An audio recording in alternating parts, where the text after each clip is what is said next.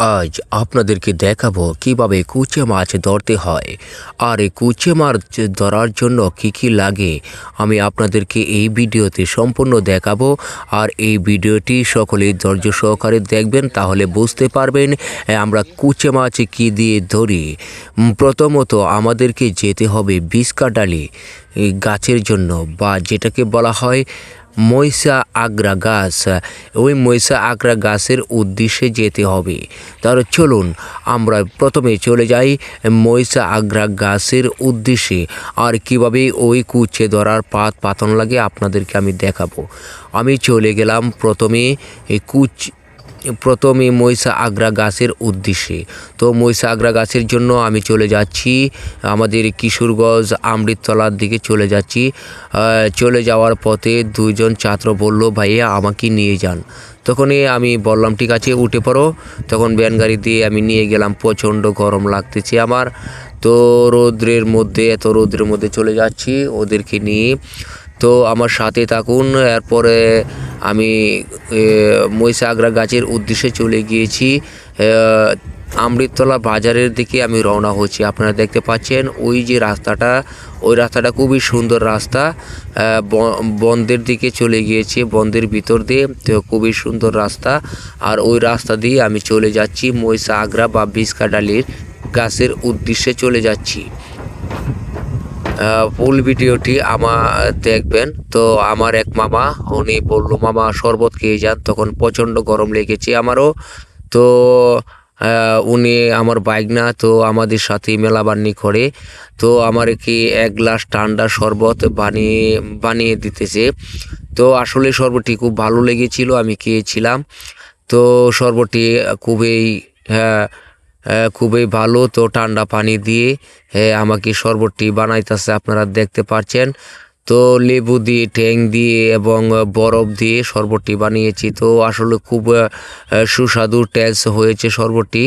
আর শরবতটি খেয়ে আসলে আমার প্রাণটা জুড়িয়ে গিয়েছি।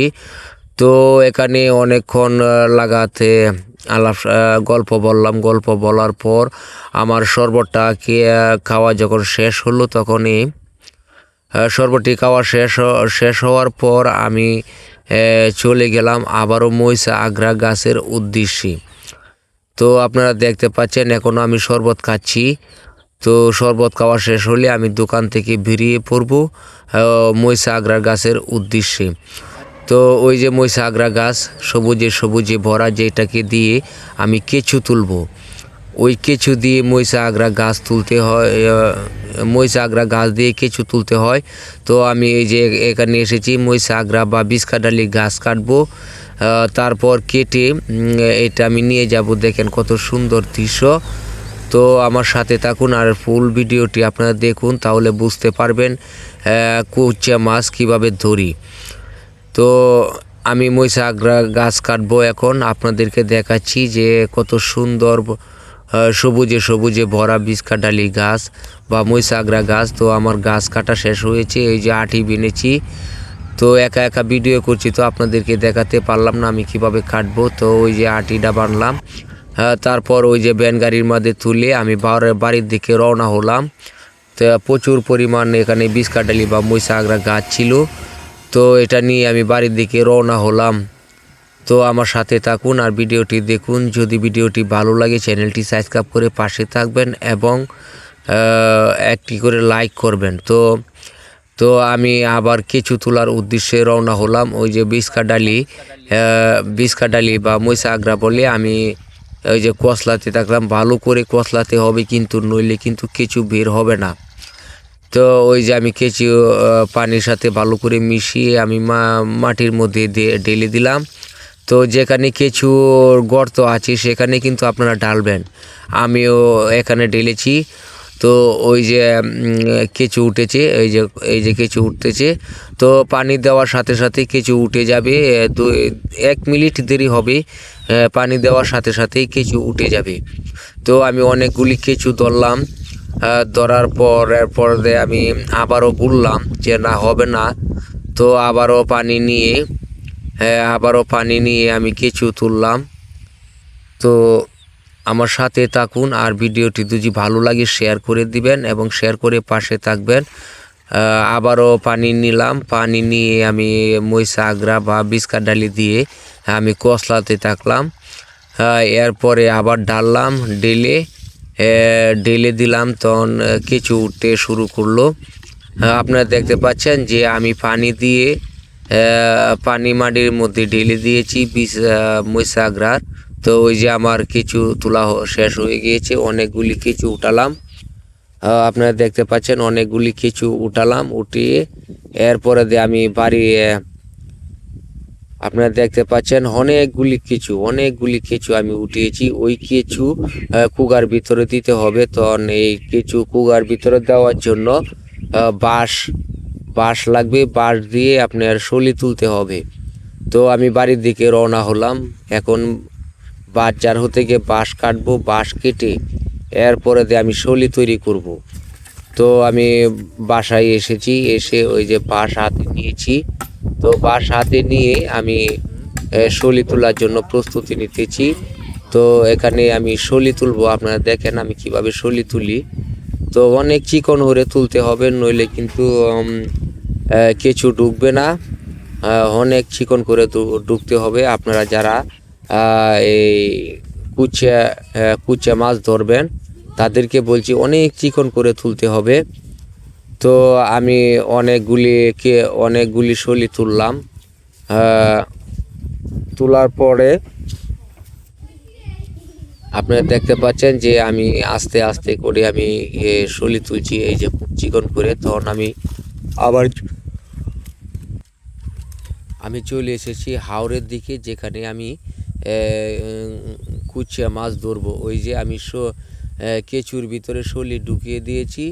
ওই যে আমি কেঁচু কুগার ভিতরে ঢুকাবো। এই যে আপনারা দেখতে পাচ্ছেন যে ওই যে দুটি করে ছিদ্র আছে কুগার ভিতরে। ওই যে আমি কেঁচু ঢুকাইছি। তো সম্পূর্ণ ভিডিওটি দেখবেন, আর ভিডিওটি যদি ভালো লাগে একটি করে লাইক করবেন। এত পরিশ্রম করে আর শুধু আপনাদের জন্য বিনোদন ভিডিও বানিয়েছি। তো ওই যে প্রচুর পরিমাণ কেঁচু লাগে। তো একটি করে কেঁচু দিলেই হয়, একটি কুগার মধ্যে একটি কেঁচু দিলেই হয়। তো আমি কিভাবে কুগাগুলি ফাঁদবো তা আপনাদেরকে দেখাবো। তো এই যে কেঁচুগুলি বের করছি, আপনারা দেখতে পাচ্ছেন আমি কিছুগুলি বের করছি। তো কুগাগুলি আমি কিভাবে পাতবো তা আপনাদেরকে দেখাবো। ফুল ভিডিওটি দেখবেন, অবশ্য আশা করি ভিডিওটি ভালো লাগবে।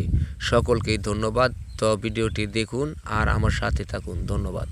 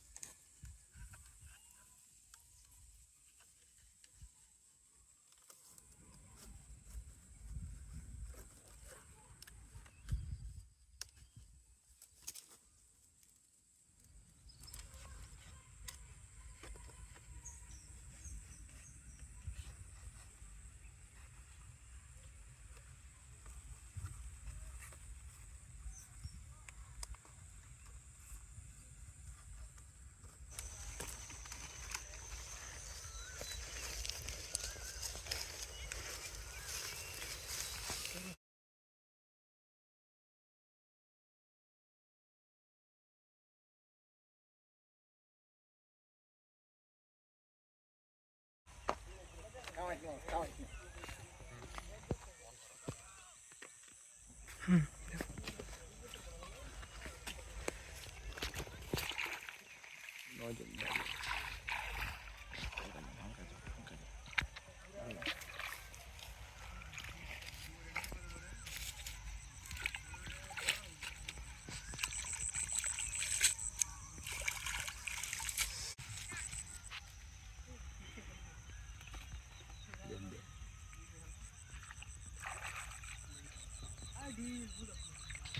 it's coming out.